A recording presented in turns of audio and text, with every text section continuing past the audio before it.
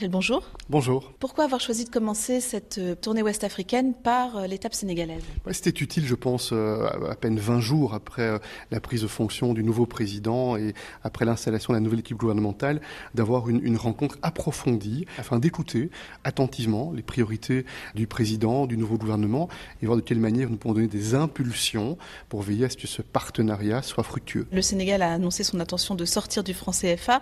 Est-ce que ce désarrimage, du coup, à terme de l'euro, suscite des inquiétudes auprès des investisseurs et des entreprises européennes ? Moi, je pense que ce débat-là est d'abord un débat pour ceux qui sont concernés par l'utilisation de cette monnaie. Moi, je ne vais pas parler à la place des chefs d'État africains concernés.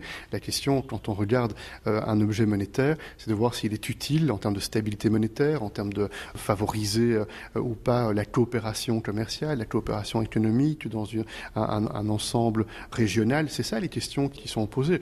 Mais qu'en pensent les entreprises européennes et les investisseurs potentiels ? Il n'y a pas de doute. Les investisseurs et les businessmen, ils espèrent de la stabilité en tout point, de la stabilité sur le plan juridique et naturellement la stabilité sur le plan monétaire.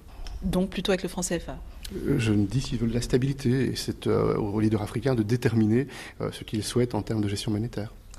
Est-ce qu'il y a eu des engagements pris concrets sur le secteur de la pêche au Sénégal, qui est un secteur en difficulté avec de plus en plus le constat d'une raréfaction de la ressource ? Oui, nous avons convenu hier de donner vraiment instruction aux équipes diplomatiques de part et d'autre, de travailler de manière transparente, de partager les informations et d'essayer d'établir d'abord un diagnostic partagé.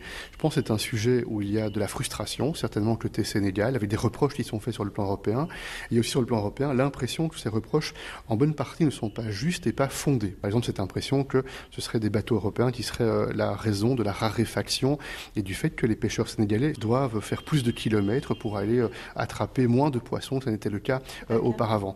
Je ne dis pas que ce n'est pas le cas, mais je dis en tout cas que s'agissant des Européens, d'abord, on prélève bien moins que ce que les accords permettraient de prélever. Deux, ce que l'on prélève est très réduit par rapport aux prélèvements globaux dans la zone. Troisième élément, nos accords sont parfaitement transparents. Ce n'est pas toujours le cas avec d'autres partenaires où il y a plus de secrets, y compris les montants qui sont mobilisés pour rétribuer la partie sénégalaise, tout ça est public, et la partie européenne ne prélève que deux types de poissons, le thon et le merlu noir, qui ne sont pas nécessairement en concurrence avec les poissons prélevés par les pêcheurs sénégalais. Et il y a pour la partie européenne des obligations d'emploi du personnel sénégalais. Donc on comprend bien que la partie sénégalaise, et on s'en réjouit, veulent faire un audit, et nous sommes disponibles. De toute façon, cet accord vient à échéance à la fin de l'année, donc nous avons le devoir de regarder, d'évaluer et de voir quelles sont les impulsions qui doivent être données pour l'avenir.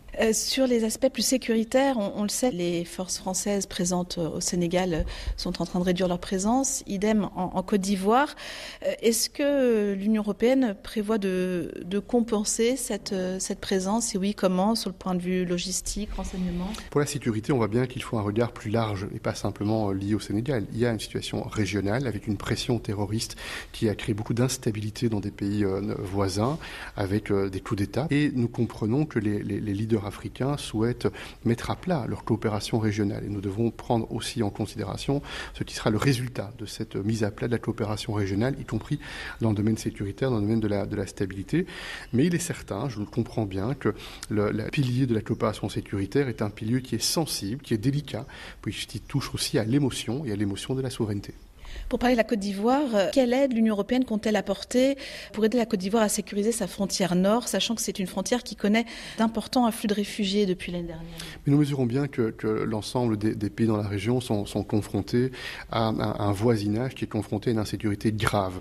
Et c'est une menace pour les pays concernés, bien sûr, mais c'est aussi une menace pour les pays voisins. Ce sont des sujets que l'on va aborder bien sûr avec le président Ouattara en Côte d'Ivoire, avec le président du Bénin. Nous savons aussi que nous travaillons avec l'Union africaine et avec les capacités de l'Union africaine d'être le canal pour utiliser l'aide européenne en matière de financement de la paix, c'est-à-dire de financement des capacités dans le domaine militaire. Et ces discussions seront utiles pour mieux comprendre et mieux appréhender la manière dont les pays européens peuvent faire des choix judicieux. Charles-Michel, merci.